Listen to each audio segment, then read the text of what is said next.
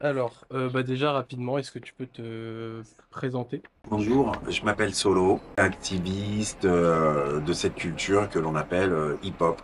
Pourquoi est-ce que tu es ici à Unisson là? J'ai sorti un livre autobiographique coécrit avec ma camarade Émilie Saada au mois de novembre et que donc il souhaitait que je puisse en échanger avec eux directement et avec le public.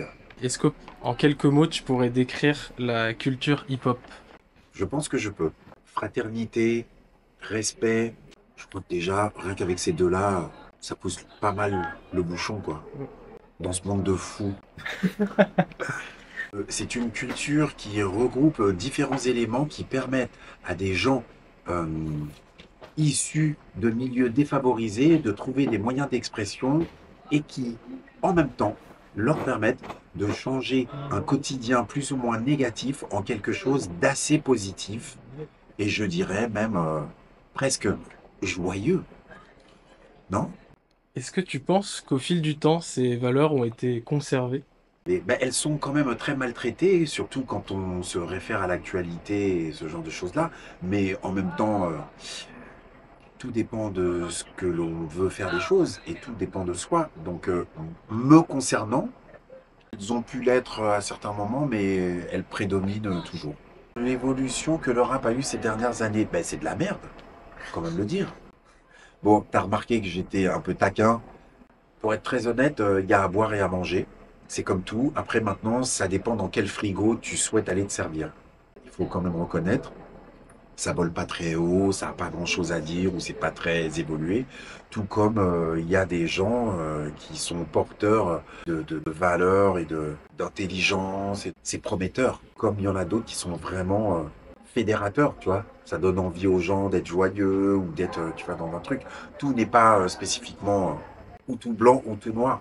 Le spectre complet est représenté, je pense. Est-ce que tu t'attendais à ce que le hip-hop, et plus particulièrement le rap, parce que c'est ce qui a pris le plus de place, devienne autant populaire? Ben évidemment. Et c'est d'ailleurs pour ça que j'ai pas lâché l'affaire et que je suis encore là aujourd'hui. Non, plus sérieusement, ben non, je m'y attendais pas. Je dirais que c'est la bienveillance, la bonne volonté et la détermination des différents acteurs aux différents endroits de cette planète qui fait que c'est inattendu, mais surtout inarrêtable. On a vu que tu étais un pionnier de la culture hip-hop et que du coup tu as inspiré beaucoup de gens durant ta vie. Et toi, qu'est-ce qui toi t'a inspiré Ben à tes ceux qui étaient débuts? là avant moi. Africa Bambaataa avec la proposition qui a été la sienne, Peace, Unity, Love et Having Fun, malgré ce que j'ai pu en percevoir par la suite. Icy Ice, un danseur, Mr. Wiggles. Ensuite, après, il y a eu des producteurs, Eric Sermon, Dr. Dre, quand même, faut le reconnaître. Il y en a plein d'autres, hein, mais il y en a tellement que faudrait que je cherche. Il y a des gens qui étaient perçu hors culture hip-hop, mais qui en même temps, pour moi, l'intégrait totalement et ainsi de suite. Par exemple, là, ce qui me vient en tête, à l'artiste contemporain Keith Haring, son art a été très inspirant, tout comme Futura 2000 aussi, et complètement comment il a révolutionné les formes et les couleurs, la manière d'utiliser les choses dans le graffiti. Oui, ça aussi, je trouve que c'est très inspirant. C'est tellement porté vers l'avenir. Ouais, il y en a vraiment tellement. Et c'est, pour moi, c'est le côté triple culture, quasiment. Je suis d'origine malienne. Mes parents sont arrivés en France au début des années 60. Moi, je suis né en France. Et la culture que j'ai décidé d'embrasser pour me développer et ainsi de suite est afro-américaine.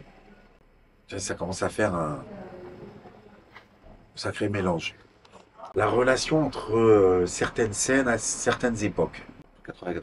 80 et 90.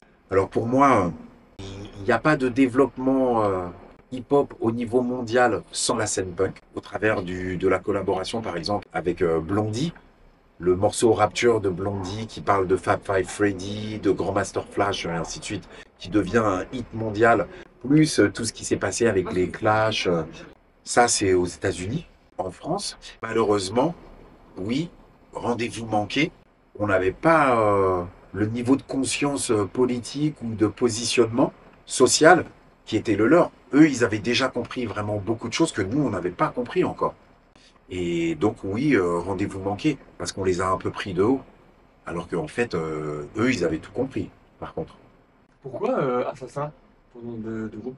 Pourquoi assassin comme nom de groupe? Ouais, Ben parce que ça assassine. ok. Aussi simple que ça. Ok, ça tue. Non mais vraiment, C'est ce qui est ça, capté. ben voilà, ça tue. Ah, ça tue, ah.